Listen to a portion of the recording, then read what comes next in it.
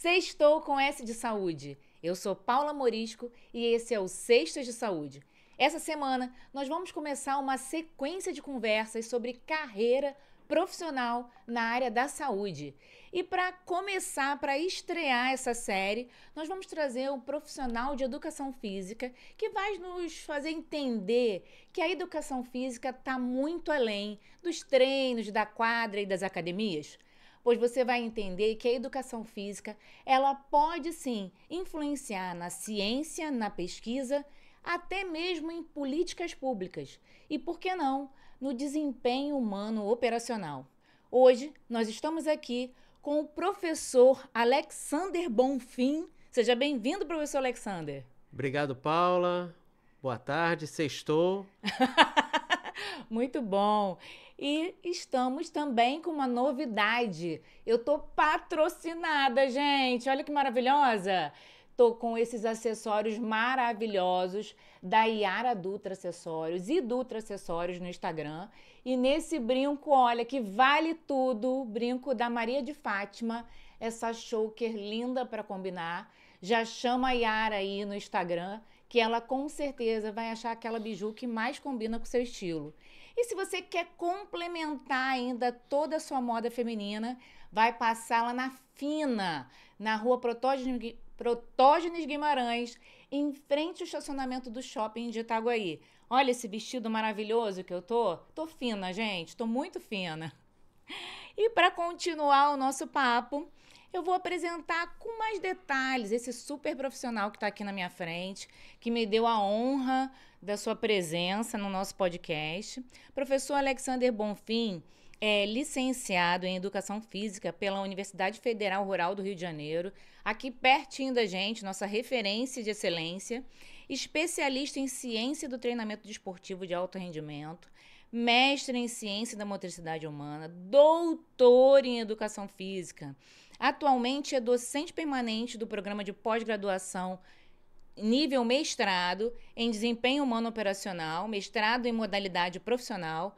Foi docente do Instituto Federal de Roraima, professor substituto na Rural também, na disciplina, né, na área de Educação Física.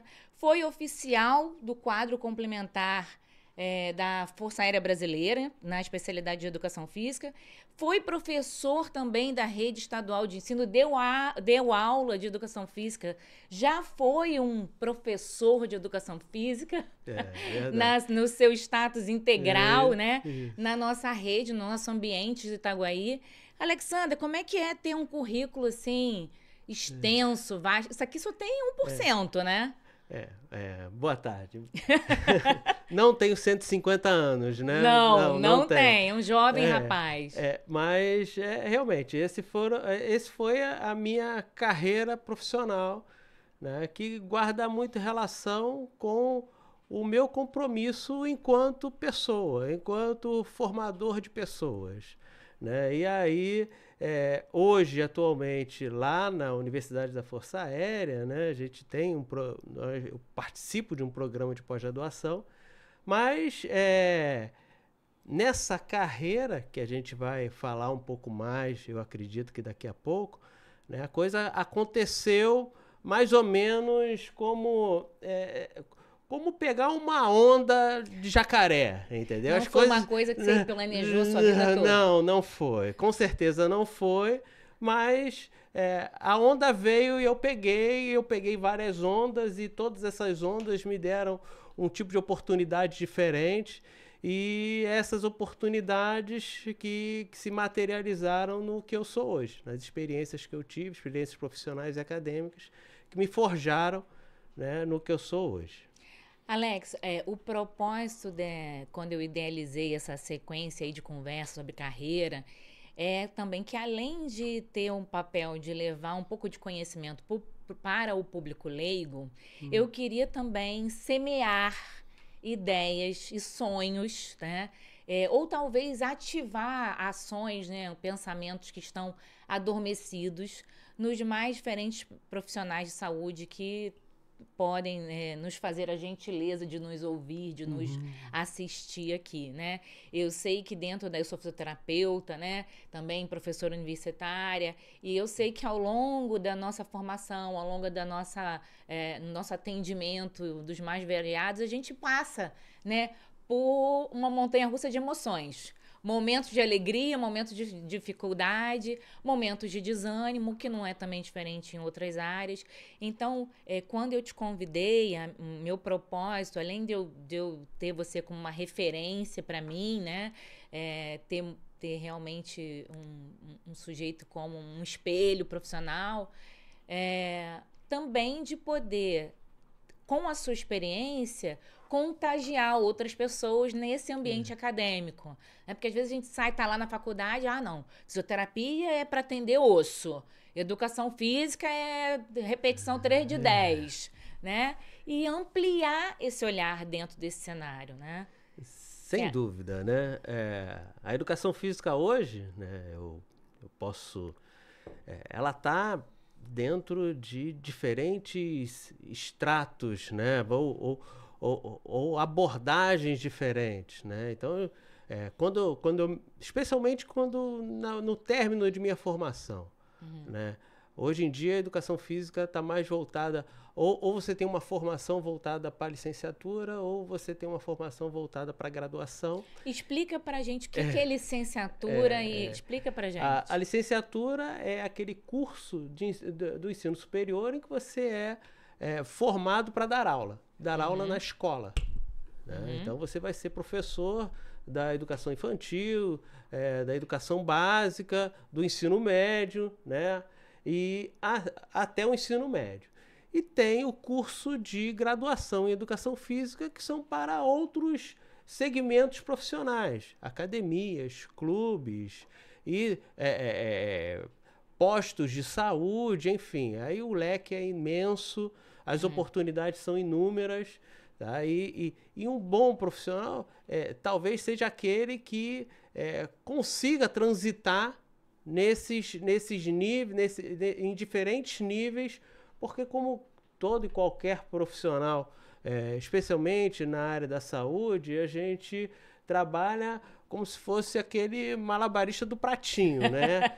Que uma hora você está na academia, outra hora você está na formação, na graduação, no ensino da graduação, por exemplo, se você já tiver galgado outros níveis. Então, você tem diferentes locais de trabalho e você vai ter que se adaptar até o momento em que você ganha experiência suficiente, porque isso é mais para o rapaz, para as pessoas que chegaram, né, que estão iniciando a carreira, né?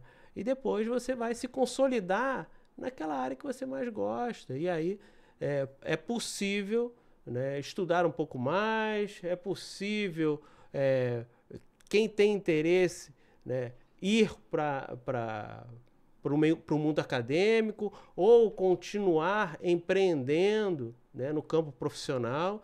E tudo isso tem formações diferentes, né, formações acadêmicas diferentes que podem ajudar, né, o profissional a entrar, né, nesse cenário profissional ou acadêmico com uma base mais consolidada. Eu sempre ouço assim nos meus colegas, né, da educação física do meu entorno, de que eu fui para a educação física porque eu gostava muito de praticar atividade física, porque eu era muito ativa, eu me encontrei, achei que seria um bom cenário de profissão, um bom cenário profissional. Com você foi assim também? Você era muito... Acho que não. Conta pra gente o que houve que você caiu de paraquedas na educação física. O que aconteceu para eu chegar na Universidade Federal Rural do Rio de Janeiro. Eu não vou falar o ano. Não vamos nos apegar a números. Não vou falar o ano, mas o que me levou a chegar na Rural, né? Eu acho que eu sempre fui um entusiasta dos esportes, apesar de não ter tanta habilidade assim.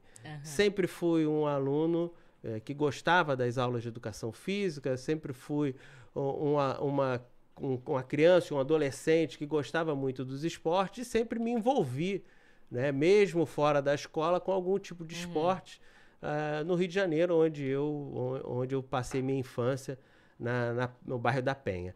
E lá passei até, gostava muito de futebol, passei até por algumas peneiras, né?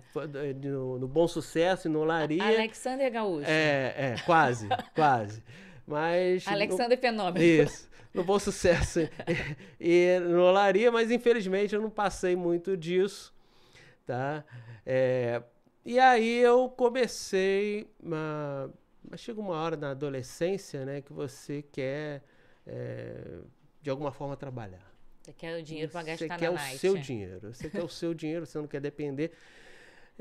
E aí eu me vi numa oportunidade de ser militar, e aí já estava mais ou menos quase na idade, e aí eu fui para a Marinha. Isso já tô como adulto, né, com 17 para 18 anos. Entra como soldado. Entra como soldado, e eu fiquei lá um tempo, mas eu percebi que aquilo ali não era para mim.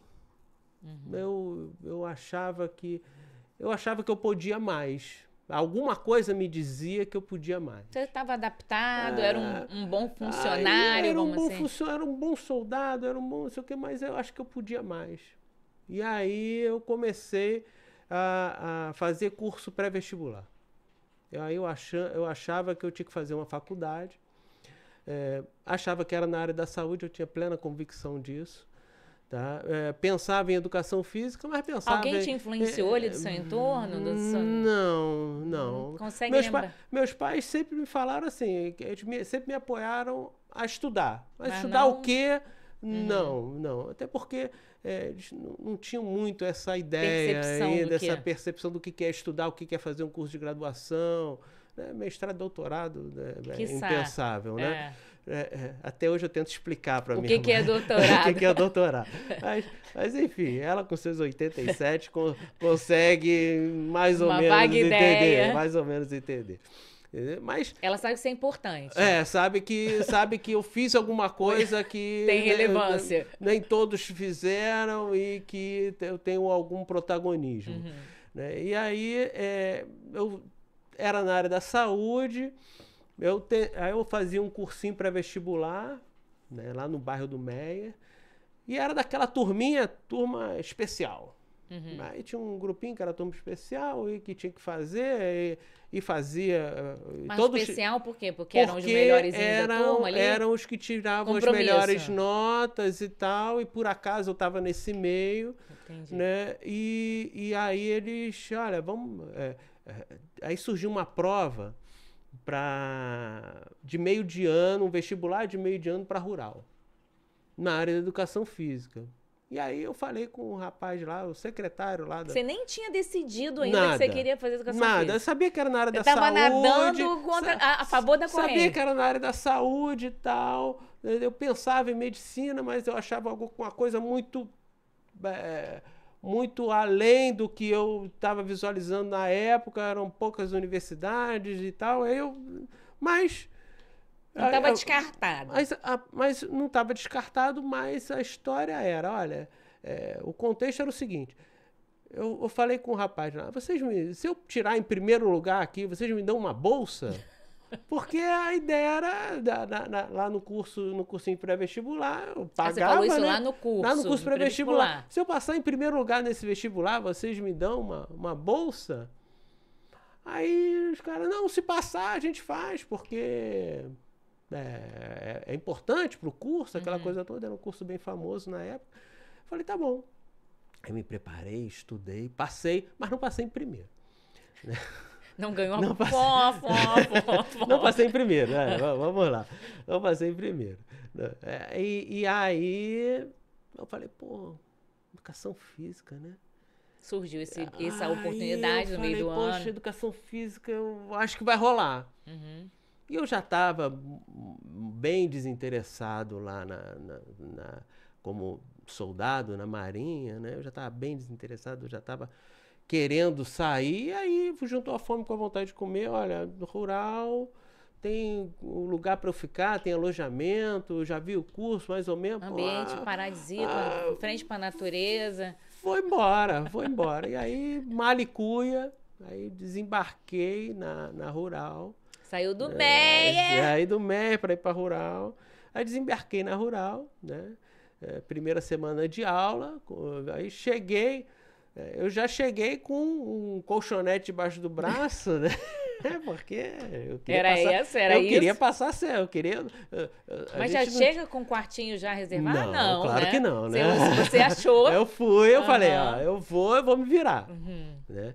Que é como eu gosto de conversar, e aí as pessoas... Olha, alguém vai me ajudar ali, alguém vai me dar um apoio. Enfim, aí me deram o apoio necessário. As coisas evoluíram bem, você não precisou dormir na rua? Não dormi na rua, mas dormi uns 4 meses no chão, porque não tinha cama, né, para todo mundo no alojamento, né, alojamento da Rural, para quem conhece. E aí, primeira classe. 4 meses depois, eu já fui para um quarto que já era mais confortável, tinha menos gente e tal, e aí eu fiquei, e aí nisso, e aí, assim, bom, a educação física preencheu uma lacuna em mim. Você não ficou decepcionado depois que... forma não foi uma... não sei se decepcionado é a melhor expressão. Equivocado. Não foi um ambiente no mesmo momento que você entrou ali... E a coisa mais incrível, né, que você me falou no momento que eu entrei, a coisa mais incrível que aconteceu comigo foi o seguinte. Para quem conhece a Rural, né, aí você vai subindo aquele gramado pro prédio da reitoria, né, aí eu olhei para aquilo e falei, pô, que coisa fantástica. É lindo lá, né? Vamos combinar. É lindo. E eu ali, né, eu falei, pô, eu quero ser professor daqui. Já tinha essa alma de professor. Eu quero ser professor disso daqui porque eu acho que é a qualidade de vida que eu quero. Quero morar aqui. Eu quero morar no 49, eu quero, entendeu? Então eu estava maravilhado com aquilo. E Paula, foi um planejamento. Né? Para ser professor da Rural. Para ser professor universitário, preferencialmente na Rural. Né? Isso foi um planejamento de muitos anos, né? Em que isso que você falou, né? Essa gangorra ou essa montanha-russa, de né? emoções. Essa montanha-russa. Uma hora você está super bem, outra hora bate aquela depressão, outra hora você levanta, entendeu? E aí as coisas vão acontecendo e é aquela coisa da onda, né? E aí a onda, eu peguei a onda da Rural e aí consegui me formar, né? Me formei, na época, já tinha emprego, né? Já tinha emprego, e aí eu comecei como inspetor de alunos pela Secretaria Estadual. Então, né? Você já começou no ambiente escolar? Você não começou personal, academia? Na época podia, né? Eu não posso falar o ano. Na época... porque você fez licenciatura. Época, eu fiz licenciatura que plena. Era escola, era ambiente escolar. Plena. E na época não tinha regulamentação da profissão, que só aconteceu anos depois. Eu lembro que o estagiário ainda trabalhava como se fosse... Eu podia trabalhar em qualquer campo profissional da educação física. Hoje em dia não, com a regulamentação da profissão, se você faz licenciatura, você só pode trabalhar em escola, e se você faz a graduação, você só pode trabalhar em outros ambientes fora a escola. Então, e também dentro da escola? Não. Aí você tem que fazer uma complementação para você ter o curso de licenciatura. Entendi. Tá? Isso acontece também com a biologia, Alguns né? cursos ainda têm essa divisão. Tem essa divisão, tá? Que é importante, por um lado, que recebe críticas por outro, mas o papo não é esse. Outro dia a gente marca outro podcast para resolver isso. A gente vai falando dos prós e dos contras de tudo isso. Mas tá? na época, então, você fez um pouco da cada coisa. Mas na época, o que aconteceu? Eu era inspetor de alunos aqui em Itaguaí, no CIEP 300, né? E aí os meus estágios eu fazia ali mesmo, no CIEP, mas ao mesmo tempo comecei a trabalhar lá embaixo com o que hoje se chama personal trainer, né?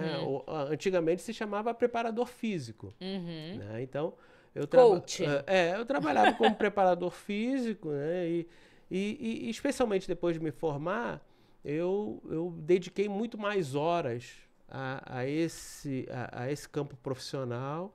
De treinador? De treinador de pessoas, né? Eu era preparador físico e tinha algum protagonismo, porque eu trabalhava junto a uma empresa que era um grupo de professores, né? E que a gente fazia uma preparação diferenciada da maioria. Já começou a se destacar mesmo nesse ambiente de treinamento. Diferenciado da maioria, que me impulsionou a fazer uma especialização em ciência do treinamento desportivo, né? E aí isso me alavancou profissionalmente, né? Então, apesar de dar aula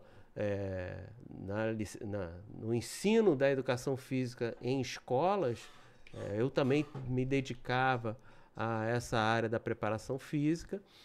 E aí as coisas aconteceram. Eu tinha algum protagonismo porque eu falava que depois de um tempo, se o aluno preenchia determinados requisitos, que não tinha grandes ambições, eu falava que eu dava alta para o meu aluno. Olha, eu te dou alta, você pode porque quem não tem muita pretensão, não quero correr uma maratona, eu não quero me manter ativo fisicamente, as informações, depois de algum tempo, acabam sendo meio que repetitivas. A não ser que a pessoa queira ficar com você por outros motivos, né? Eu quero uma companhia para me ajudar no treino, eu quero... Mas aquela pessoa que quer aquele tipo de informação, já conhece o seu corpo, já sabe quais são as possibilidades dele, eles têm competência, tá, para seguir sozinho. Agora, Alex, você contando assim, né, antes da gente passar para outro momento da sua formação, parece, né, se alguém ouvir de fora, né, que existe uma tendência dessa afirmação que eu falo agora, que foi sorte, que você teve sorte. Eu tenho até taquicardia, me dá até uma tremedeira quando eu escuto isso. Porque eu acho que sorte é o encontro da preparação com a oportunidade. Sem dúvida. Né? Eu concordo plenamente com você. Você concorda comigo? Você acha que você teve sorte? Não. Eu acho que, Paula, não existe almoço de graça, entendeu? Existe esforço, existe dedicação. Você acha que alguém ia te dar essas oportunidades se você não tivesse habilidade técnica? Sem ter uma habilidade, sem ter sem se mostrar empenho. Comprometido com o trabalho. Acho que o início, né? O início de uma carreira, ela tem que ser aquele esforço sobre-humano em que você tem que se dedicar, porque se é aquilo mesmo que você quer da sua vida. Olha, eu quero isso para minha vida, então é esse o esforço, porque eu ainda não tenho uma experiência profissional, mas então eu tenho que me esforçar para adquirir isso o mais rápido possível. Eu tenho que ter uma competência técnica, eu tenho que ter uma habilidade para tratar com as pessoas, eu tenho que ter eu tenho que saber adaptar as situações, as diferentes situações, para que eu possa ter algum protagonismo na minha... Isso serve para qualquer área profissional, né? Para qualquer área. Entendeu? Especialmente a gente que trabalha com a saúde, que trabalha com o cliente, face to face, né? E aí, esse face to face não é fácil, e não é fácil estar sempre motivado e motivar sempre. Quando que nesse momento, então, você decidiu que era uma boa escolha cursar o mestrado e depois idealizar o doutorado? Foi natural? Não, né? Não foi. Essa foi outra onda, né? Que você tem que saber nadar para estar na onda, né? Como é que foi esse caminho para o mestrado? Pegar a onda, né? Eu tinha um aluno de personal, né? Que ele era oficial da aeronáutica. E aí você não era oficial da aeronáutica ainda? Não, ainda não. Eu era professor dele, professor do estado, professor de outros 9, né? Não tinha vida. Dormia, gente? Não tinha vida. Dormia pros fracos. Não tinha vida. Tinha de outros 9. E aí ele me deu a inscrição, né? Porque à época A você inscrição do fazia uma mestrado ou prova da FAB. Ele que era oficial da aeronáutica, ele me deu uma inscrição da FAB. Olha, duvido tu passar na prova. Que aí era eram prova 6 de vagas no conhecimento. Brasil, né? Mas você fazia a inscrição para a localidade que você tinha interesse. E para mim só tinha interesse o Rio de Janeiro, porque minha vida profissional toda, naquele momento, estava aqui. E sabia que era um momento, eu vou ser oficial temporário, eu tenho um tempo para ficar lá, eu vou ter que ir embora depois. Então, mesmo que se eu conseguisse entrar, Só fazia sentido ser temporário se fosse aqui. Só fazia sentido eu estando no Rio de Janeiro para conseguir, né, compatibilizar tudo isso. Bem, e aí por acaso eu passei. Né? Por acaso eu passei. O que foi mais engraçado, né? O que foi mais engraçado e mais paradoxalmente falando esquisito, né? Eles dos 6 vagas, né? Chamaram 12 candidatos, né? Era o primeiro e o segundo da vaga, eu era o segundo da vaga, mas além da prova escrita tinha um teste físico. Tempo. E um teste físico extremamente... Mas você sabia que tinha? Sabia, mas não se preparou. Pensou, não vou passar. Tá, então tá. Me preparei. Pelo tom da conversa, eu julguei que você tivesse infartado. Quem não se preparou foi o primeiro colocado da vaga. Ele é que não se preparou o suficiente para conseguir passar no teste físico. E aí, como eu havia passado no teste físico e era o segundo da vaga, isso aconteceu. E aí foi. Aí você conseguiu vir para o Rio. Essa segunda onda que eu peguei aí e acabei vindo para o Rio. Fiz a formação em Minas Gerais e depois vim para cá e fiquei. Né, de 2000 até 2005. Né, início de 2000, fevereiro de 2000 até novembro de 2005. Eu fiquei como oficial, né, aí trabalhei na Comissão de Desportos da Aeronáutica, aí comecei a formar instrutores em alguns cursos, né, da área da educação física. Como é que foi a sua percepção do ambiente militar? Porque você falou lá que quando soldado você não estava bem adaptado. Como é que foi como oficial? Você como oficial é um pouquinho diferente. É diferente, né? É diferente. E aí eu estava bem, porque... Também outro momento também, né, Alexa?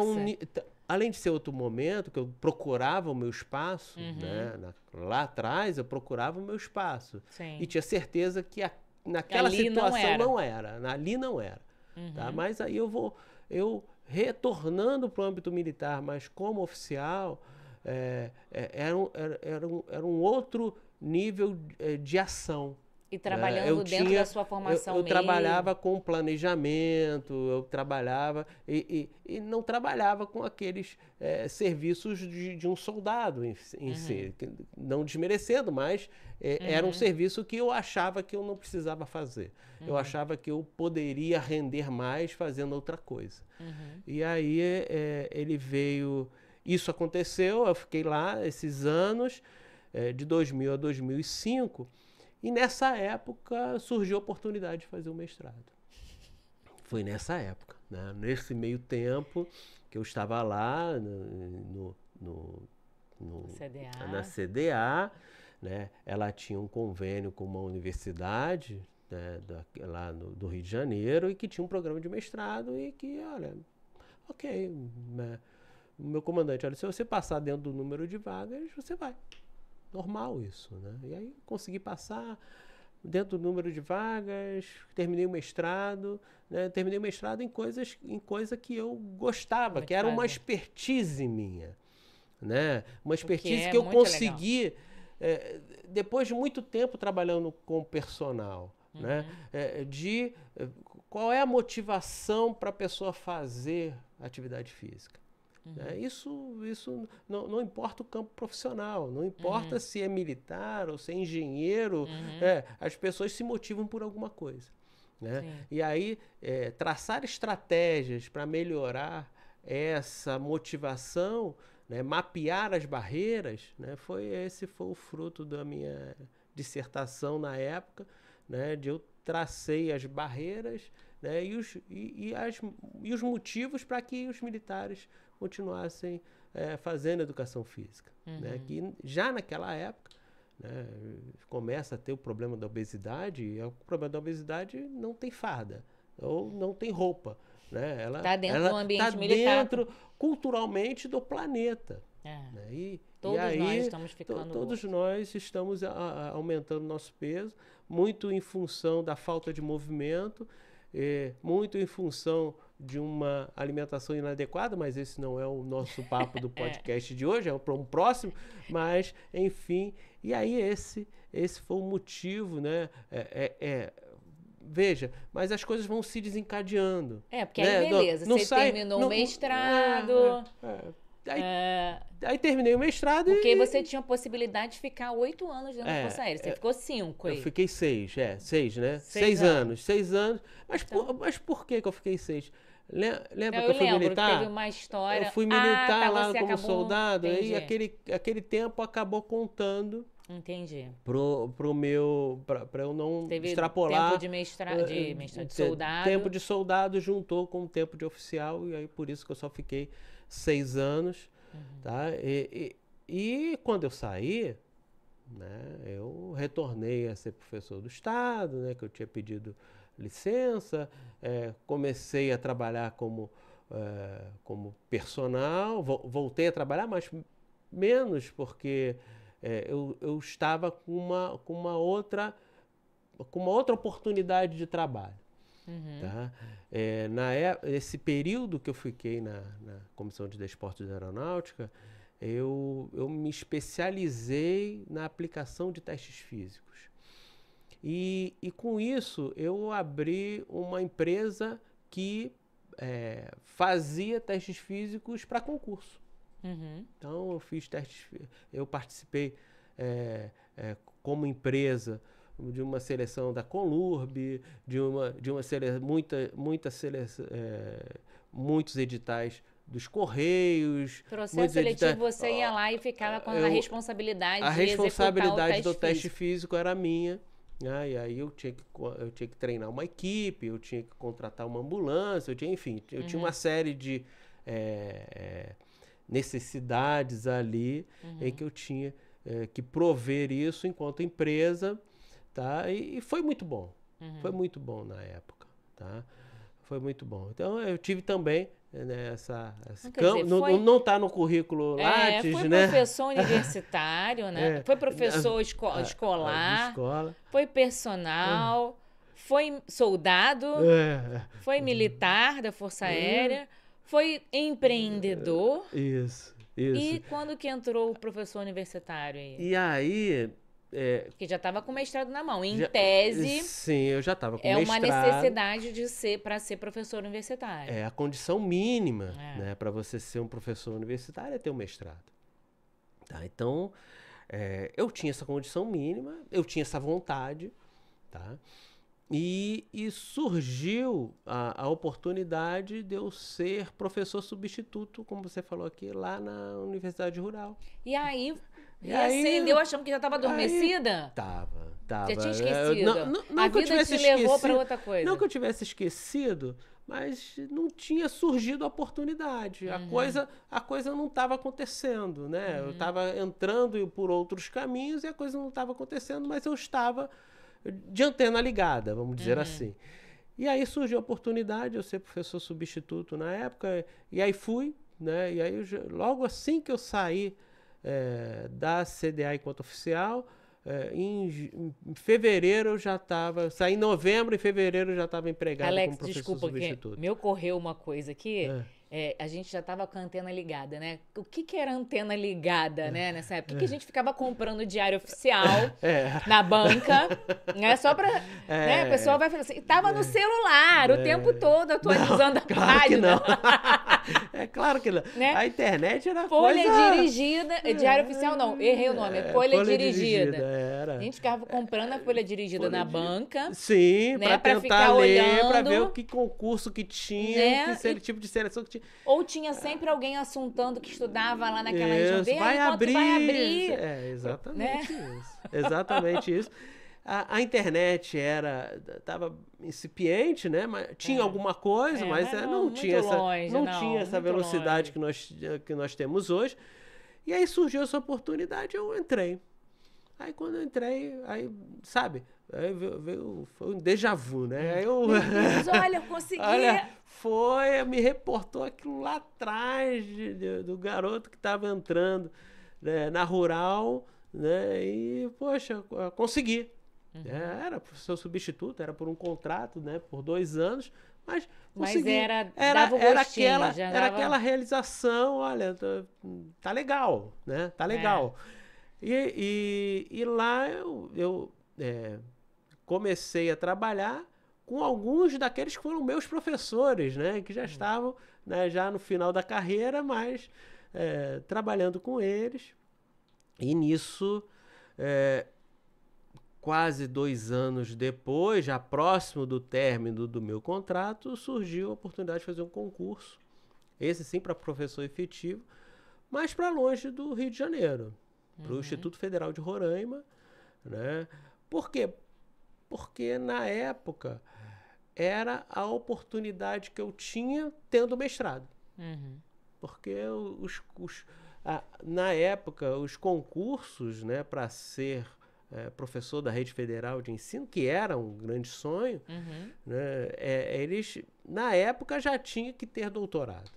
Então, eu só tinha mestrado, então eu tinha que ir para locais mais distantes. Onde ninguém, em tese, queria ir.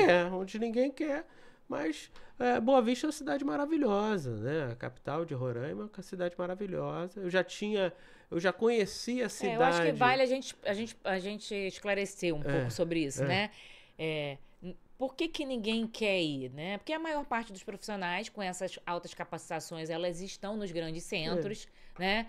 Que é São Paulo, Rio, né? Talvez Bahia, ali, Minas, que estão nesses grandes centros.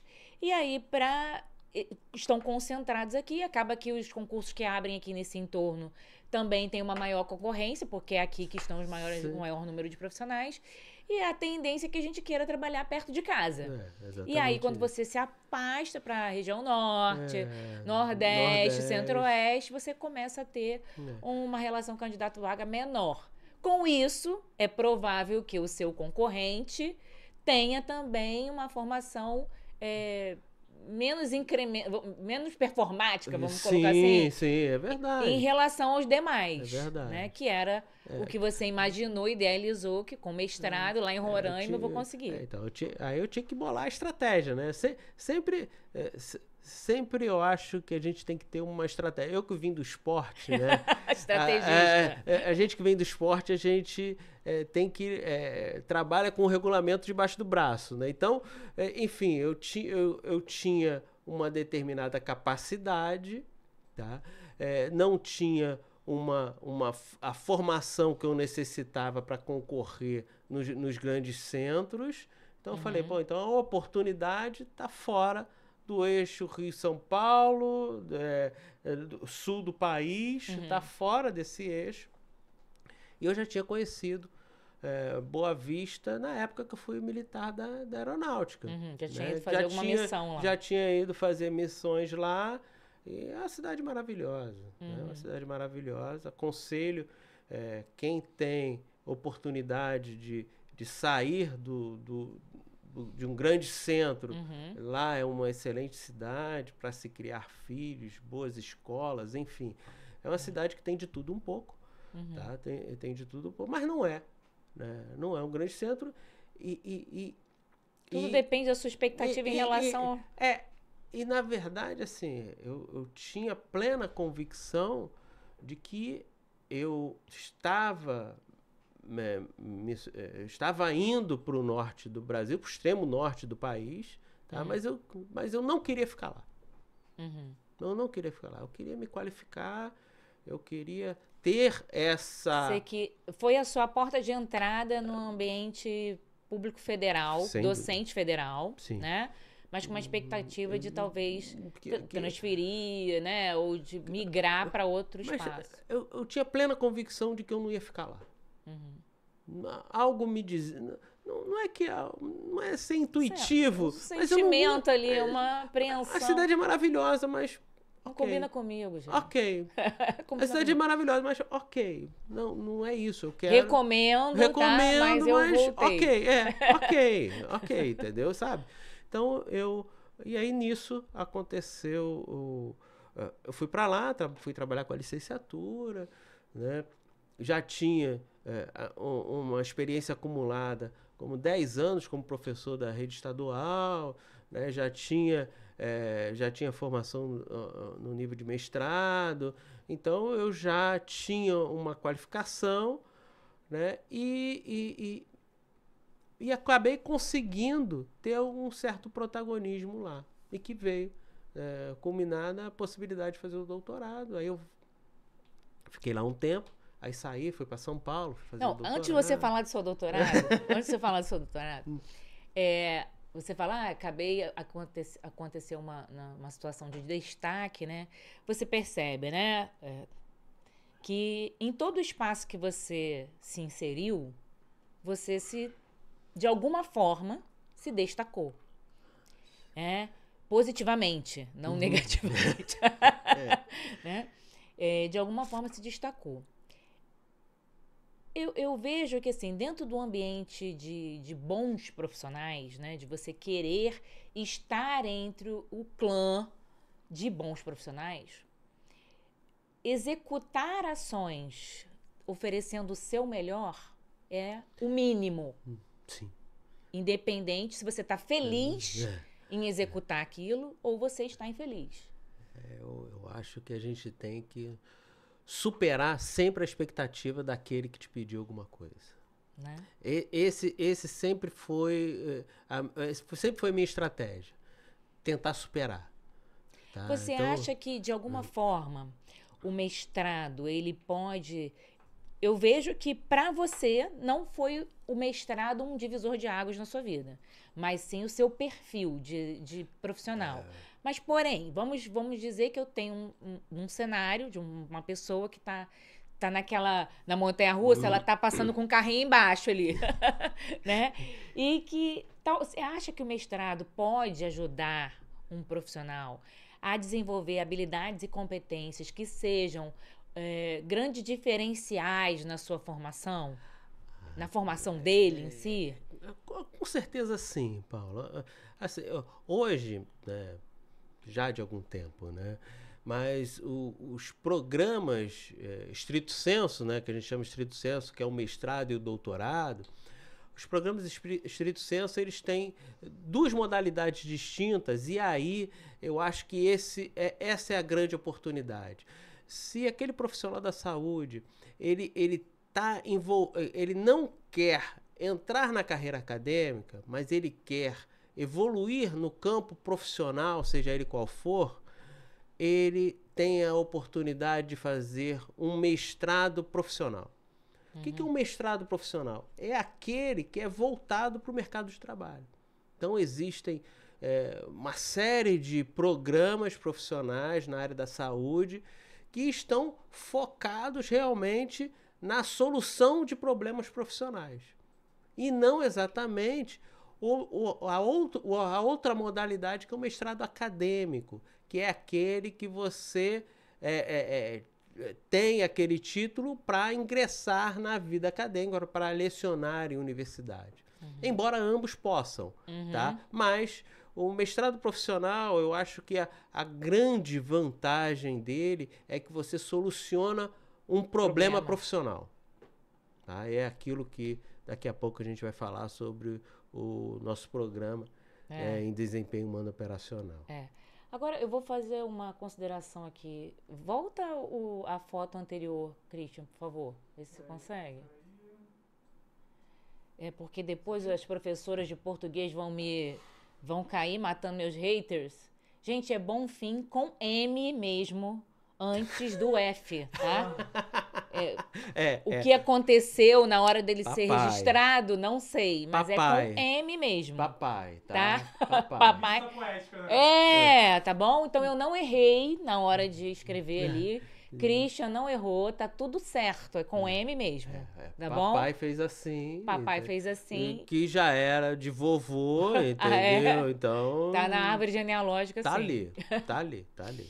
Então, voltando para nossa questão, porque eu vejo que, né, dentro do conceito até de habilidade, competência, né, habilidade como sendo uma característica que leva você um conhecimento que faz com que você execute muito bem uma determinada ação, e competência é um conjunto de habilidades que te leva a desempenhar uma ação mais complexa. Então, se você constrói uma formação, seja no mestrado profissional ou acadêmico, onde você tem essa visão de competência, ao invés daquela educação bancária, eu acredito que isso seja, no mínimo, um acelerador de mentes brilhantes. Então, não sei, seja pelo caminho do mestrado profissional ou do acadêmico, mas eu acho que essa formação do mestrado, ele faz isso, faz você pensar um pouco fora da caixa, você ganhar um pouco mais de autonomia, você basear seus conhecimentos em fatos confiáveis, né? Você não se influenciar por uma grande massa, né? Fala. Eu falo que o mestrado, né? Falo para os alunos, né? O mestrado é um curso muito mais difícil do que o doutorado. É, verdade. Porque você sai de uma carreira profissional ou de uma formação, né, na sua área, mas que você já tem, tá, alguma expertise e algum protagonismo, mas você, ao entrar no mestrado, é uma coisa completamente diferente. Você começa a estudar de forma bastante aprofundada coisas que no ensino da graduação foram meio que passados tipo a rodapé da apostila, entendeu? O rodapé da apostila não existe nos programas de mestrado e especialmente em doutorado. Então quando você já faz doutorado, você já sabe como é que é. Né? Mas quando você começa o mestrado, você não sabe o que é um mestrado. Você tem que aprender tudo. Você vai aprender tudo. Você vai aprender tudo e ter essa adaptabilidade, né? Ter uma série de essas competências. Uma certa resiliência para... muita resiliência para você pra suportar terminar as novidades. Porque você tem que... É muito mais fácil entrar, tá? Né? É muito mais fácil entrar do que sair com o título. Sair com o título é mais difícil.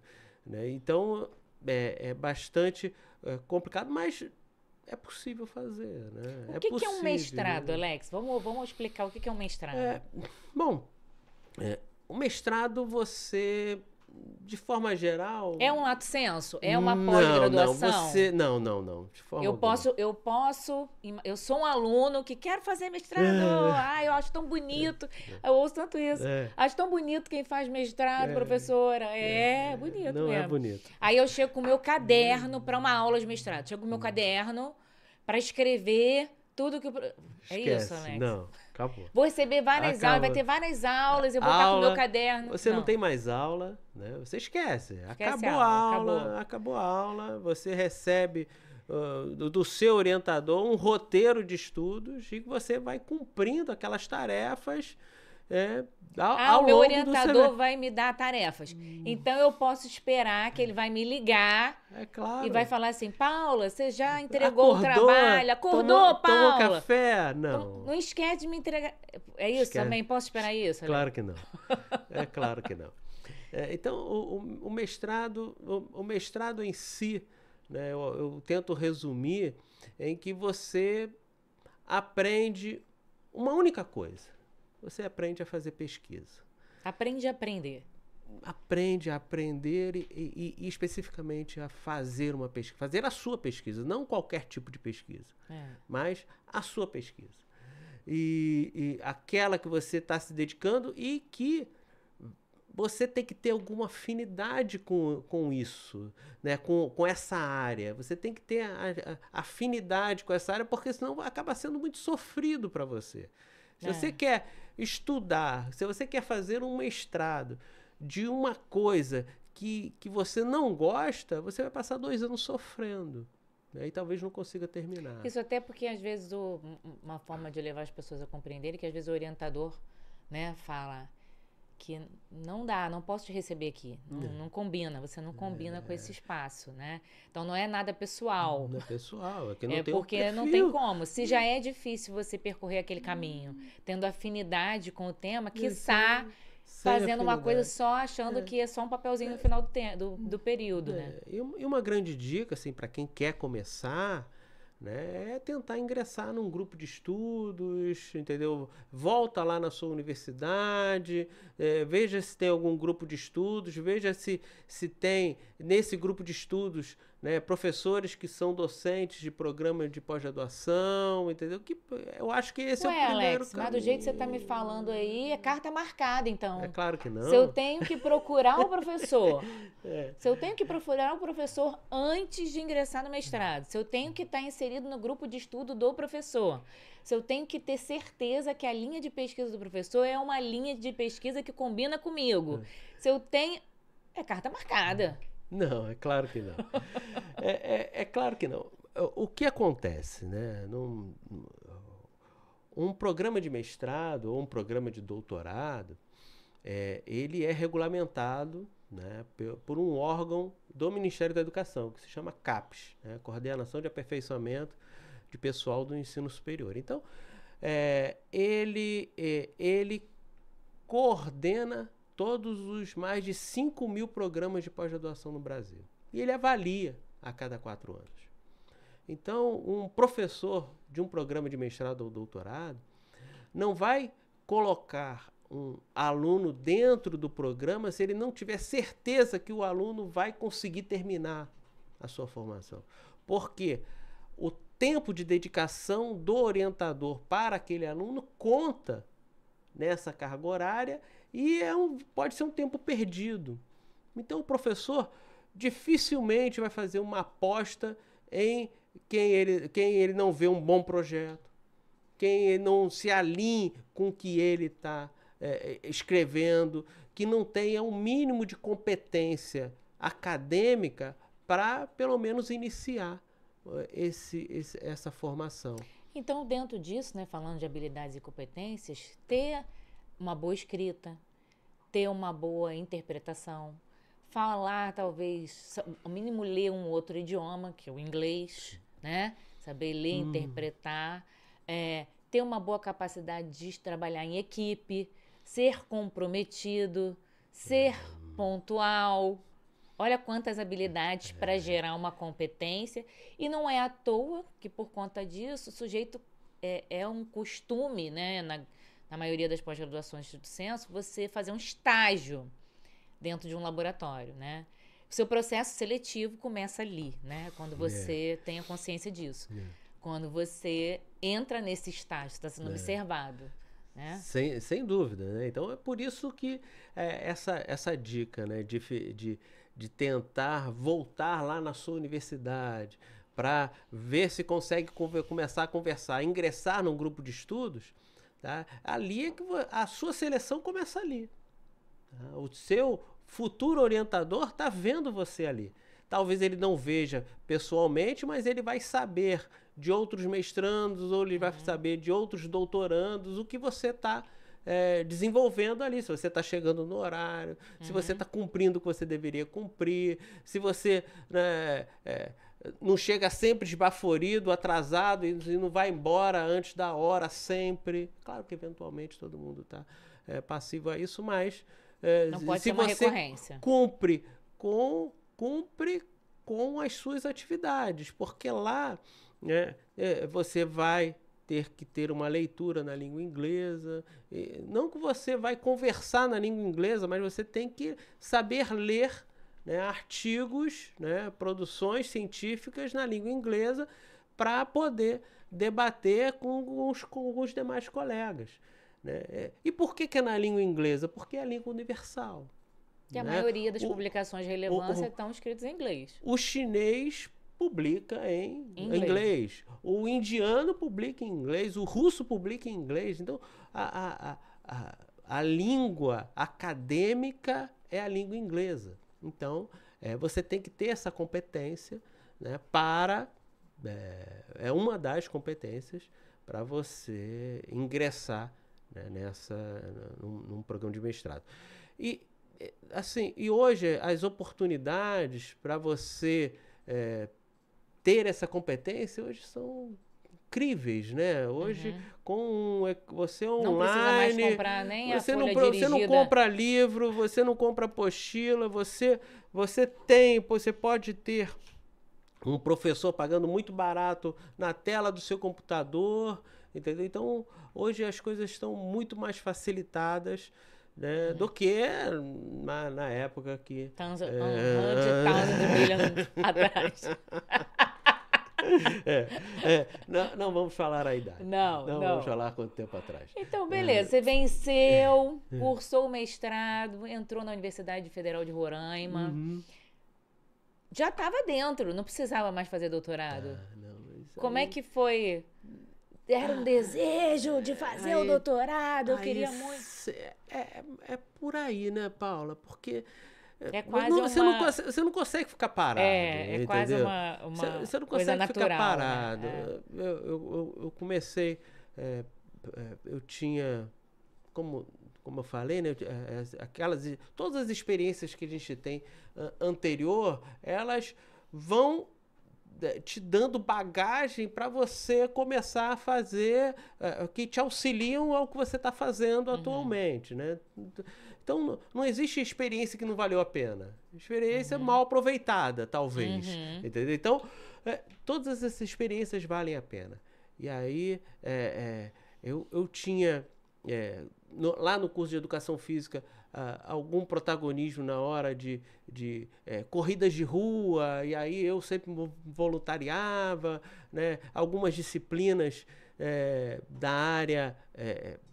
prática da educação física em escolas, eu me voluntariava a ser docente daquela disciplina, porque eu tinha aquela experiência acumulada como docente da rede estadual. Então, tudo isso me deu essa oportunidade de pensar em fazer um doutorado. Olha, agora eu acho que eu já tinha 10 anos como mestre, né? Mas tinha quanto tempo de Roraima já? 3 anos. Já tinha 3 anos em Roraima, já tinha 8 anos como mestre. Aí eu falei, não, tá na hora de eu fazer o doutorado, né? E sempre pensando... eu sempre tive um certo compromisso em que a minha formação fosse importante para aquele lugar que eu estava trabalhando, né? Lá no Lato Senso, eu fiz o Lato Senso em treinamento desportivo. Por quê? Porque eu estava trabalhando como personal, então eu me impactar positivamente ali naquele ambiente. Impactar naquele ambiente, né? Eu fiz um mestrado lá como militar, né, na CDA, porque tinha problema de adesão à prática da atividade física, e aí a gente bolou algumas estratégias para superar isso. Então, a formação sempre tinha alguma coisa a minha formação complementar, que foi a especialização, o mestrado, sempre teve essa ideia, essa pegada, tá? E aí eu tive a oportunidade de fazer o doutorado, né? E o doutorado foi, né, nessa articulação entre a teoria e a prática, né? Porque porque a cidade é pequena, eu encontrava com os egressos, né, com os ex-alunos, olha, e aí, professor, como estão as coisas? E não ouvia relatos de felicidade ao dar aula de educação física na escola. E sim a dificuldade, né, de eles acreditarem que a teoria é uma coisa, a prática é outra, e na verdade não é. Não é assim, né? Teoria e prática são duas... Acho que a gente pode até estar chafurdando na lama, mas tem que manter o olhar na luz. São dois lados da mesma moeda. Tem que manter o olhar na luz. São dois lados da mesma moeda, e você tem que verificar se não é aquela teoria que está articulando aquela prática, então tem que ser talvez seja uma outra teoria. Eu também acho, Alex, não é que seja 100% em todo momento isso, mas por vezes, né, a gente tá inserido no ambiente. O ambiente ele pode tanto nos impulsionar adiante, né, como nos puxar para baixo, para ficar só embaixo lá da montanha-russa, né? Então, às vezes, você está inserido num ambiente onde você ouve tanto, eu nasci assim, eu cresci assim, né? Você sempre assim, aí você fica vivendo aquela síndrome da Gabriela ali, você não consegue enxergar como sair daquele ambiente sufocado. Isso acontece, tá? Isso acontece e não vou falar para você que todos os ambientes em que eu trabalhei eram favoráveis ao seu desempenho. Muito pelo contrário. Muito pelo contrário. Tá? Então, assim, especialmente no mestrado e no doutorado, não foi uma coisa assim, pô, vai lá, né? Tô te dando todo o teu apoio, pode ir. Não, claro que não. Nunca é, claro né? Na verdade, nunca é. Claro que não. Você vai fazer mestrado? Tá pra quê? Pra quê? Você tá maluco? Né? Pra quê? E aí, vai fazer doutorado em São Paulo? Como? Entendeu? E suas aulas aqui, e não sei o quê. Entendeu? Então, não foi fácil. Tá? Não, de forma alguma foi fácil. Mas, quando você tem aquele propósito, e quando você tem aquele planejamento, olha, eu ainda acho que não cumpri tudo aquilo que eu queria cumprir com relação à minha formação acadêmica profissional. Eu tenho certeza que com mestrado, com doutorado eu ia conseguir, né? E aí aconteceu de eu desenvolver, né, na minha tese de doutorado, um programa de formação continuada para esses professores de educação física recém-formados. Né?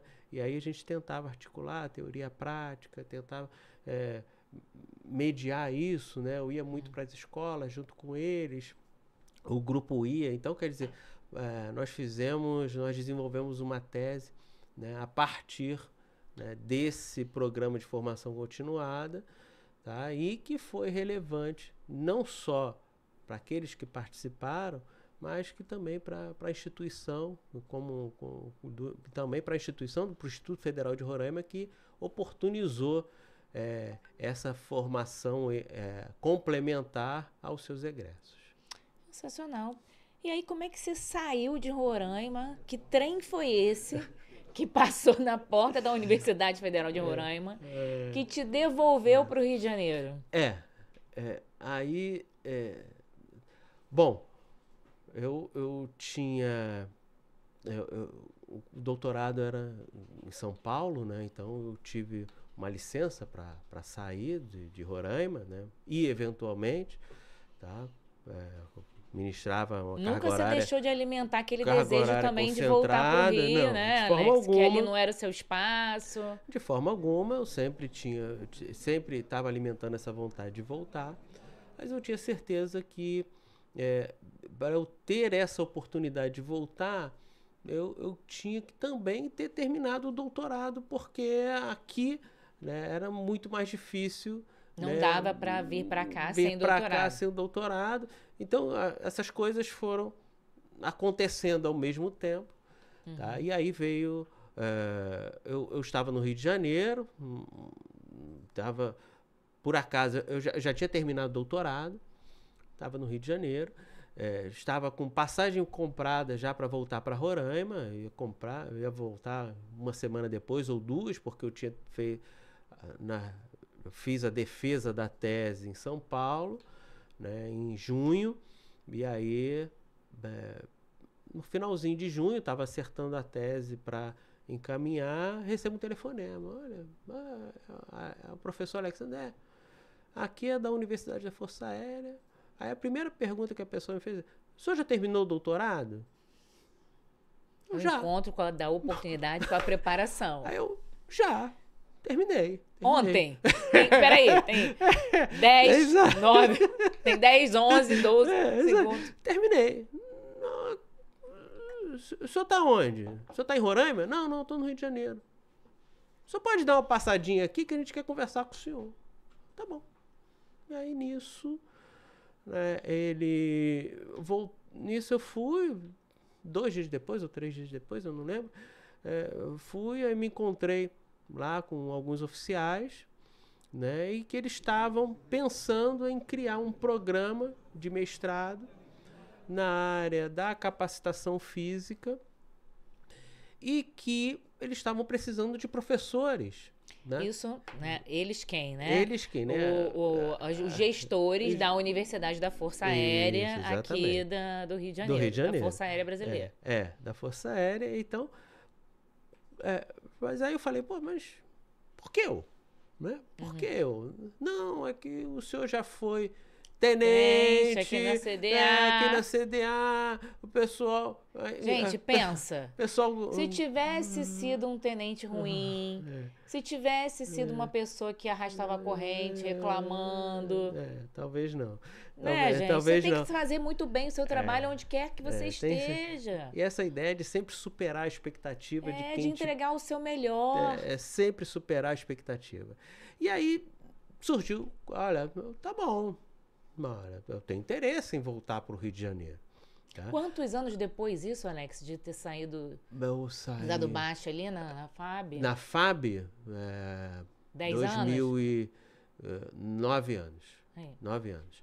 9 anos depois, aí eles com esse curso que estavam querendo montar, né? E aí eu fui, né, claro com eles, olha, eu quero voltar, tá?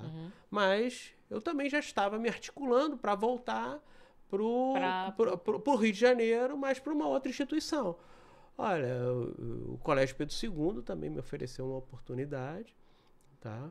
Mas a documentação que chegar lá para o meu reitor primeiro, eu vou, porque eu quero voltar para o Rio de Janeiro. A ideia de trabalhar num programa de pós-graduação recém-criada, para mim, é muito boa, tá? Mas esse processo de redistribuição é extremamente complexo. Extremamente complexo. Dentro do âmbito do Ministério da Educação, pior ainda, envolvendo 2 ministérios, né? Que eu saí do Ministério da Educação para o Ministério da Defesa. Então, quer dizer, era muito mais complexo. E aí eu falei, olha, a documentação que chegar primeiro, eu venho. E aí aconteceu. Incrivelmente, do Ministério da Defesa chegou primeiro. E aí eu já voltei com a carta já voltei para Roraima com a documentação, já apresentei para o meu reitor na época. Eu falei,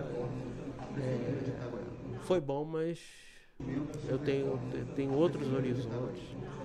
Um horizonte que não é mais a licenciatura, que não é mais formar professores, mas sim formar pesquisadores.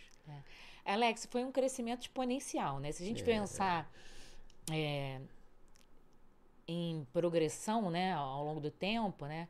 Começou dentro de uma escola, do ensino fundamental, né? Migrou para o ensino universitário, migrou para o ensino universitário federal, né?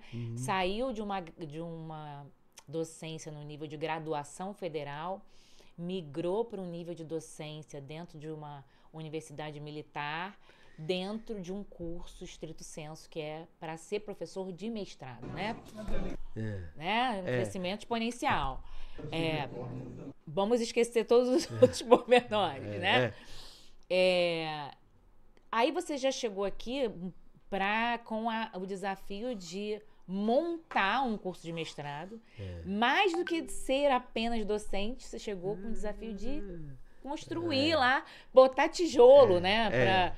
Praticamente isso, tirar o mato, né? Era tudo mato, você foi lá tirar o mato. Como é que foi isso esse primeiro momento? Paula, assim, é muito importante, eu acho que a gente está conversando aqui, tá?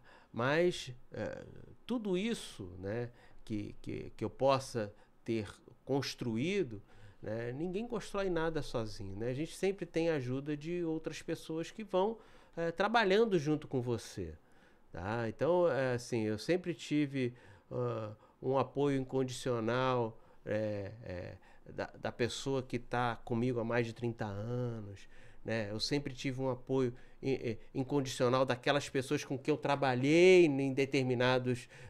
embora tivessem barreiras a vencer, pessoas que não concordavam com aquilo que a gente estava fazendo, mas sempre tive... Teve um trabalho educativo também, né? De apoio, explicar como é que a coisa funciona. Né? E lá na Universidade da Força Aérea não foi diferente. Tá? Na Universidade da Força Aérea, nós éramos 3 professores, tá? E aí aconteceu o seguinte, olha, tá bom, o programa está criado, tem um nome. Né? E aí a gente começou a conversar, né, como estruturar um programa desse. Né? Como fazer com que o programa exista efetivamente, não tenha só um nome. Com 3 professores. Com 3 professores. Professor Helder, professora Eunice. Helder, Leonice e eu, como professores civis, né? E ainda tinha um professor militar que era o Fábio. o Coronel Gilvan, Fábio. Nessa época, nem tinha chegado ainda. Nem tinha chegado. E aí era o Coronel Gilvan como idealizador da ideia. Né?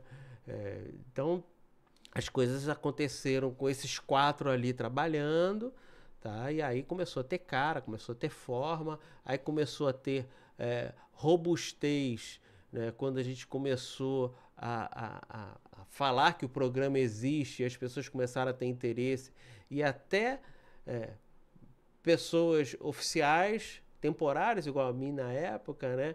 Que demonstraram interesse em ser professor daquilo ali também, porque a proposta era boa. Né? A proposta era muito boa. A gente trabalha num programa de mestrado que não há similar na América Latina. Não há similar no Hemisfério Sul. Né?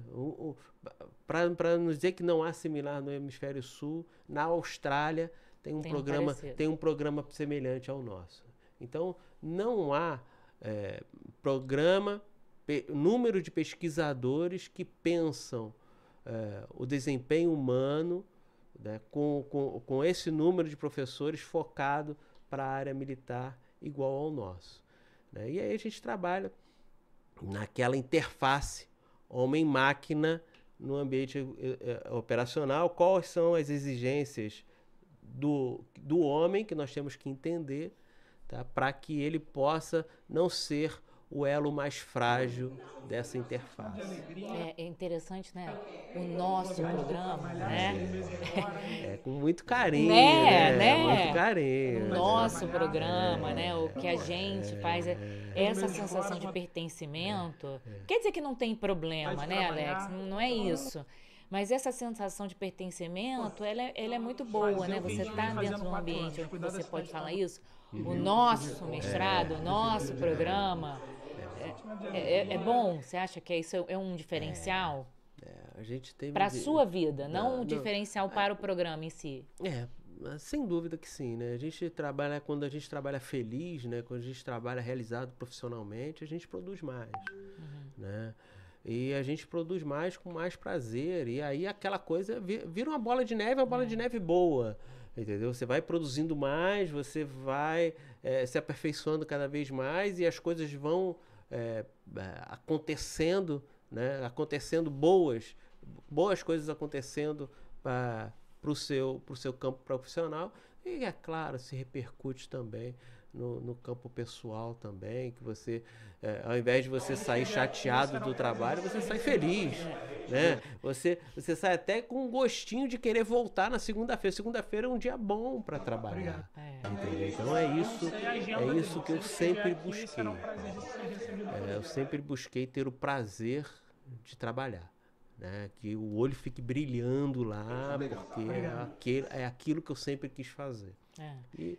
O que é o grande diferencial de pesquisa dentro hoje do PGDHO, né? Do Programa de Pós-Graduação em Desempenho Humano Operacional? O que é diferente de pesquisar um militar, né? Porque o seu objeto de estudo, o objeto de estudo do programa é o militar, ao qual eu tive a felicidade de pertencer, né? Por 8 anos. 8 anos.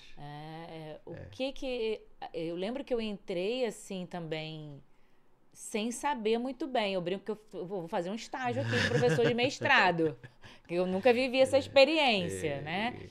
E eu acho que, de certa forma, no início, a gente também não sabia exatamente em que espaço que a gente ia pisar, né? Será que vamos ser bem recebidos? Como assim, né? Porque você está numa instituição que não tem a cultura de uma pesquisa, uma coleta de dados, essa experiência, né? Não sabe que você vai pegar o sujeito, vai levar o sujeito para um lugar ou vai aplicar nele um determinado experimento, né? Mas qual é o problema que se idealizava solucionar com a chegada do PPG-DHO? Porque já tinha um programa de mestrado de ciências aeroespaciais, que era mais uma ideia mais política, né? Sim. E chegou um para investigar o ser humano. Como é que foi isso? Foi... de alegria, Eu entendo que foi para a meses força fora, foi um vontade de divisor trabalhar águas, e vamos tá? Porque a força, tá, ela fazer o que a ela tinha até então pensado em programas de pós-graduação na área do desenvolvimento de materiais, de equipamentos, como os programas de mestrado e doutorado do ITA, que é o Instituto Tecnológico da Aeronáutica. Tá? Então, é o software, é o míssil, é o avião, tá? Existe um outro programa que pensa estrategicamente o poder aeroespacial, tá? Mas faltava pensar no homem, no ser humano que está ali, no ser humano que está pilotando o caça, no ser humano que está dentro de um carro de combate. Então faltava isso. Tá? Então, dentro do submarino. Dentro de um submarino, né? Porque apesar de estar dentro da Força Aérea, ele tem tanto docente das 3 forças, como também cenário de investigação dentro de todo o ambiente das Forças Armadas. Isso também é inédito para os 15 programas de pós-graduação que o Ministério da Defesa tem. Que é um programa que eu tenho docentes das 3 forças. Tá? E aí nós desenvolvemos esse tipo de pesquisa e a gente está muito preocupado, né, com soluções de problemas operacionais. Né? Eu vou dar um exemplo. Que é operacional. Do que pode ser operacional, e aí eu vou ter que fazer o uso do do celular, né? Então, hoje você está aqui, né? E você tem um celular e você tem um carro. E você quer usar o GPS do seu celular, então você tem você coloca o seu celular em qualquer lugar ali que você vai ver, né? Você tem um aparelho que se fixa ali e você clica ali e você quer colocar, eu quero ir para casa agora, ele vai e te dá as coordenadas e você vai. Tá? Mas e no caso de um avião? Onde eu posso botar um equipamento que é semelhante a um celular que se chama tablet de navegação? Porque no ar é em 3D, né? Você tem profundidade também. Tá? Então você tem um tablet de navegação. Antigamente você tinha mapas de papel, e os aviões foram desenvolvidos para o mapa de papel. E o tablet de navegação é uma coisa bastante recente. Tá? E aí, onde colocar isso? Não dá para fazer igual que eu faço no meu carro. Né? Eu preciso ter um estudo ergonômico, tá? Para se colocar isso no melhor lugar possível. Tá? E aí foi esse um dos estudos, né, que começou a dar o protagonismo para o nosso programa, tá? Que a gente desenvolveu um protocolo de onde colocar, qual é o adaptador que eu vou comprar, se o tablet for tal modelo, é um adaptador tal, e vai ficar em tal posição. Né? E de forma que essa posição garanta ausência de risco ergonômico para o piloto, ausência de risco e segurança para a tripulação, garanta a eficiência da missão. Exatamente. Então essa foi uma das pesquisas que deram esse protagonismo ao programa de pós-graduação, que trata trata muito da área da fisioterapia, de ergonomia, né? Então, esse é um dos nossos grandes produtos, tá? Que foi que o nosso programa conseguiu desenvolver. Tá? Temos uma docente, né, que conseguiu fazer isso, conseguiu orientar uma menina para que ela conseguisse desenvolver esse protocolo. Esse é um dos exemplos. Temos outros também, né? Existe na área da educação física, por exemplo, né? Na área da educação física. Os projetos de BNQR da Marinha, né? Tem também. A gente tem algumas coisas interessantes de a que ponto o estresse térmico pode afetar, né, o desempenho numa marcha. Tá? E se o estresse térmico, eu não estou falando do calor, mas eu estou falando de um equipamento de uma roupa, né, de um macacão, né, que o protege de um ataque nuclear. Então, por quanto tempo esse militar consegue caminhar? Então, é esse tipo de... Caminhar, pensar e ter resposta cognitiva a tempo de desempenhar com eficiência a sua missão. E se, por exemplo, for uma bomba que ele vai ter que desmontar, né? Que ele vai ter que anular aquela bomba. Então, quer dizer, tem uma série de ações em que a gente trabalha no aspecto físico, tá? E que até então não era pensado. Né? Existe também, por exemplo, só o último exemplo que eu quero dar, um piloto de Gripen, né, que é o caça que o Brasil tá adquirindo na Suécia, ele faz uma curva a 9 Gs. O que é 9 Gs? É 9 vezes o peso do corpo. Então, se você já brincou numa montanha-russa, uma montanha-russa tem 2 Gs, 3 Gs. 9 Gs não é exatamente 3 vezes mais, mas é 30 vezes mais. Então, ele precisa ter um esforço físico, ele faz manobras corporais de contrações musculares, que na área da educação física é bastante semelhante a uma manobra de Valsalva, em que ele tenta manter o sangue na parte superior do corpo, porque numa curva dessa, o sangue ele desce, ele sai da cabeça e você perde a consciência. E você não pode perder a consciência. Você tem que estar prestando atenção no míssil que está vindo atrás de você, né? Enfim, na outra aeronave que está atrás de você. Então, esse tipo de manobra, né? Como fazer a contração de forma consciente, sem perder a atenção ao que você está fazendo, que é pilotar, é também um grande desafio. Você vê que quando você começa a falar a respeito da especificidade das ações que são pesquisadas dentro do programa, talvez isso faça emergir um pouco do nível de consciência sobre o que é um mestrado profissional. A diferença do mestrado profissional para o acadêmico, né? Que são objetos de pesquisa muito específicos a ações de um determinado grupo de pessoas, né? Nicho de cuidado, vamos dizer assim. Exatamente. Né? Coisas que, se você levasse... Um mestrado desse, ele não pode acontecer na UERJ. Ele não pode acontecer no FRJ, na Rural. Porque as pessoas que estão inseridas ali, elas não têm expertise para questionar determinadas ações ali. É preciso realmente uma confluência de pensamentos, né?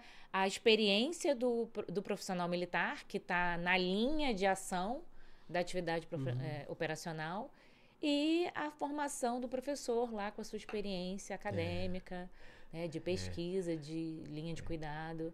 Então, foi bacana. É desafiador. É desafiador. É desafiador. Diariamente. É desafiador.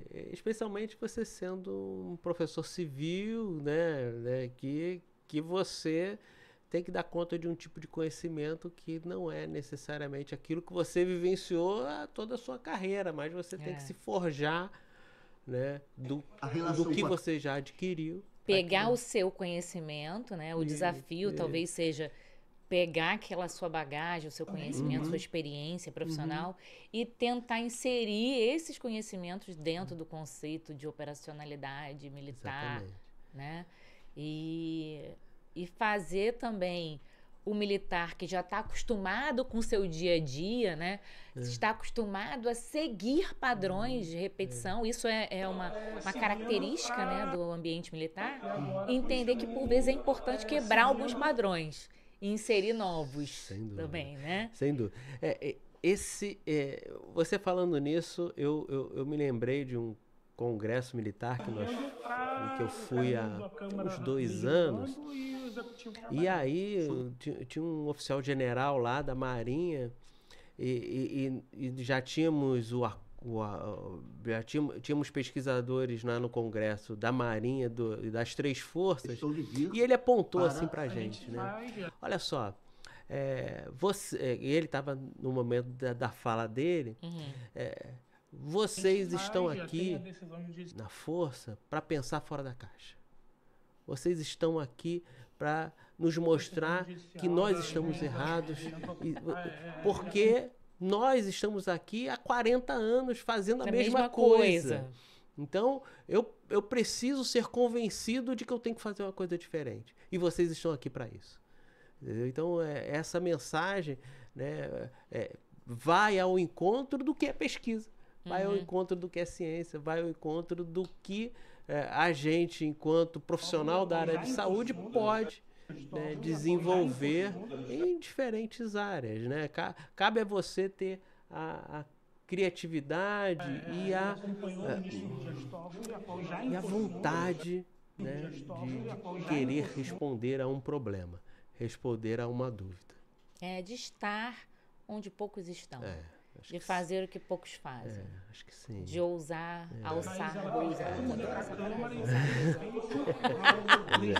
Mas é verdade. Alex, você está satisfeito com onde você está ou você quer mais? A gente nunca está assim. A gente nunca está satisfeito, né? Quando alcança a meta, dobra a meta. É exatamente isso, entendeu? Então, é claro que eu estou feliz, é claro que eu já cheguei ao topo da minha carreira profissional, entendeu? Então, ok, tá? Mas eu tenho certeza que eu ainda posso produzir ainda muito mais. Eu tenho certeza que eu, enquanto docente lá do programa, que eu posso produzir ainda mais e com essa vontade desde aquela época lá de trás, tá? Eu acho que essa vontade de superar a expectativa de quem de quem me pede alguma coisa, isso é uma coisa que eu sempre carreguei, sempre vou carregar comigo. Uma coisa que eu não queria deixar de citar, que eu acabei acho que pulando aí, foi que você ainda avançou para a coordenação do programa, né? Esse foi um outro grande desafio. Desde percurso. esse foi um outro grande desafio, né? Porque como o programa estava se estruturando, né? E o Gilvan, que era o coronel, ele saiu do Brasil, ele era o coordenador, né? E aí, olha, criou-se uma certa lacuna, né? Entraram outros militares, mas não deu muito certo porque não tinha a formação adequada, né? E aí chegou o momento de que, olha, Alex, você tem que ficar porque você você consegue compatibilizar a cultura militar com a necessidade acadêmica, entendeu? Então eu conseguia dialogar, tá? Eu tinha mais, eu era o que tinha maior expertise nisso, e aí acabei ficando como coordenador. Foi um grande desafio, tá? Que eu acho que eu cumpri, deu certo, tá? Deu certo. A gente conseguiu aprovar o programa, né? A gente conseguiu uma série de coisas, conseguiu crescer né, junto com as outras forças. Então, né, começamos a aumentar o nosso número de candidatos, aumentar a visibilidade do programa. Então, enfim, eu acho que nesses 6 anos que eu fiquei como coordenador, né, eu acho que foi muito foi muito gratificante, muito gratificante. Mas com certeza. Foi né? muito bom, mas não volto nunca mais. Mas não quero mais. É isso que eu ia falar. Eu não quero mais. Foi muito bom, mas eu não quero mais. Eu quero. Eu falo com os colegas, né? Todo mundo tem que ser coordenador. Todo mundo tem que passar por isso. Porque não é fácil. Todo mundo tem que passar. E aí, para entender o coordenador. Para entender, quando o coordenador pede uma coisa, realmente é porque ele não consegue fazer. Entendeu? E aí, eu acho que isso é interessante. Mas hoje eu penso que existem agora, né, nós conseguimos ter mais professores dentro do programa, aquela coisa toda. Então, eu acho que o programa segue com os próximos coordenadores, tá, dentro daquilo que se espera. Tá? Mas eu quero... A minha vontade é pensar estrategicamente o programa. Acho que essa é a minha grande contribuição até a minha aposentadoria. Pensar estrategicamente. Para onde o programa tem que seguir. Sua meta que você dobrou. Para onde o programa tem que seguir, tá? Para que ele continue sendo um programa referência na sua área. Para as Forças Armadas. Entendeu? Que o nosso desejo é esse. Né? Que ele continue sendo essa referência. Né? Que a pessoa que queira fazer uma formação em mestrado e futuramente, quem sabe, em doutorado, tá? Ele tenha no PPG-DHO essa oportunidade, porque é lá que ele vê que a solução daquele problema profissional ele vai conseguir ali. Um conselho, então, que você daria não apenas para os profissionais de educação física que vão assistir esse programa, mas também para os profissionais de saúde de uma forma geral, que anseiam uma carreira acadêmica, mas acham que ou que não é para ele, ou que é muito difícil, ou que eu estou sem tempo, ou que... blá, blá, blá. Blá, blá, blá. Sim, eu acho que um conselho é ter bom planejamento. Eu acho que se você ainda que seja mental, né? Sim, ainda não precisa estar no papel, né? Não é precisa estar no papel, né? mas precisa ter aquele foco lá na frente. Você não é da sua época, mas eu brinquei muito de corredor polonês.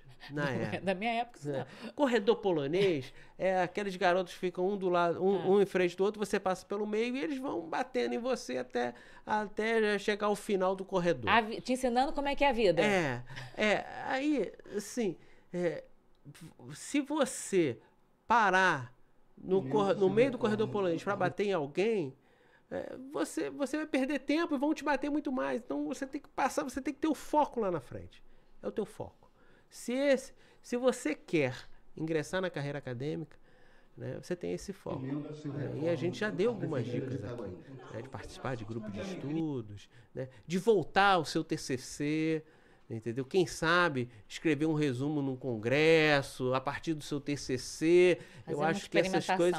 Eu acho... E ir lá nesse congresso, conversar com as pessoas... Entendeu? Para ver qual docente, porque os docentes se encontram, né, nos congressos. Né? E aí a gente acaba sendo abordado muitas vezes por candidatos interessados em fazer um programa de pós-graduação com a gente. Entendeu? Então, eu acho que essa é uma dica legal para aquele que quer. Né? Porque tempo ninguém tem. Nunca vai Quem ter. tem tempo? Nunca vai Ninguém ter. tem tempo. Ninguém tem tempo. Se você esperar o tempo certo, nunca vai chegar. Nunca vai chegar. Você pode ter certeza que ele nunca chega. Entendeu? Então, eu acho que essa é a grande dica, né? É ter esse foco, um pouco de resiliência, né? Um pouco de... Um pouco de Rivotril, talvez. Talvez, para aqueles que necessitam. Eu fazia e ainda faço muito esporte, né? Então, o meu Rivotril sempre foi o esporte. Sempre foi o esporte, sempre foi me preparar fisicamente. Então, isso eu nunca perdi.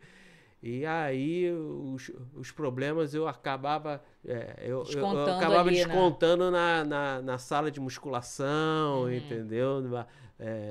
Então, era assim que... É assim que eu ainda faço até hoje, tá? Porque não dá para deixar de fazer atividade física, porque os problemas são diários. Antes de eu finalizar, falando de resiliência, eu queria apresentar para vocês esse livro aqui de uma autora, referência do país. Eu quero. Entendeu? Esse eu quero. Paula Morisco, eu, aqui vos fala, tá? Publiquei, tá quente ainda, saiu do forno agora, tá? É um projeto que estava em construção desde 2021, que quando eu fui diagnosticada com câncer de mediastino, um câncer enorme no coração. E eu resolvi contar com uma pitada de comédia a minha experiência de passar por esse momento. Então, o título do livro é De Repente Câncer. Comédia, drama e fé, tudo em um só lugar. Comédia, sim, porque caso você não saiba, a vida dos oncológicos é cheia de desafios cômicos, tá? E eu vou dar uma lidinha na sinopse para você aguçar a curiosidade de vocês, tá? Uma pitada de comédia, ouso contar a minha experiência de viver com um câncer gigante no coração, não cirúrgico e resistente à quimioterapia. Passando pela minha melhor fase profissional, de lecionar com esse fera aqui, dividir, né, o ambiente acadêmico com esse fera, com o corpo renovado por uma cirurgia plástica recém-realizada, curtindo a felicidade de ser mãe, descobri que um tumor enorme habitava o meu peito. De repente, câncer. O jagunço poderia ter acabado com a minha paz, mas me fez abrir os olhos para percepções que antes não notava. Descobri que a vida de um paciente oncológico pode ser cheia de aventura, descoberta, embaraço, que passa pela capacidade de fugir dos matos milagrosos, refletir sobre as portas que a careca é capaz de abrir e quase ter vontade de uma nada assim, rapaz, porque, abram as portas, você não tem noção.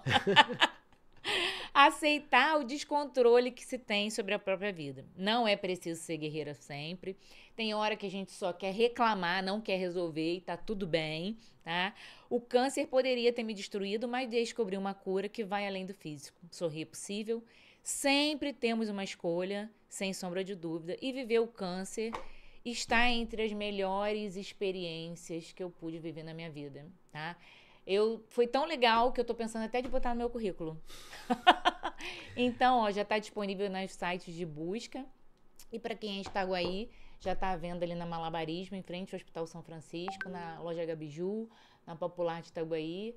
Enquanto a gente não tem uma livraria de referência aqui, poxa. É verdade, né? A gente precisa de uma livraria em Itaguaí, né? Cadê os empresários aí? Pois vamos, gente, vamos chamar. Vamos! Alex, muito obrigada. Eu que agradeço, foi ótimo. Nem doeu, viu? Não, eu acho que sobreviveu. Sobreviveu. Mais uma experiência. Aí, bota mais no like. Vou Será que dá pra colocar na sucupira? Dá. O pior que dá. Gente, muito obrigada. Se você não se inscreveu no nosso canal ainda, já aproveita agora e compartilha esse vídeo para alguém que precisa de ouvir um pouco sobre esse assunto, está em dúvida sobre a carreira. E já fica por aqui, porque depois dessa vão vir outros bate-papos bem interessantes para esclarecer dúvidas e questionamentos que a gente tem sobre a profissão que a gente escolheu como meta de vida, tá bom? Obrigada!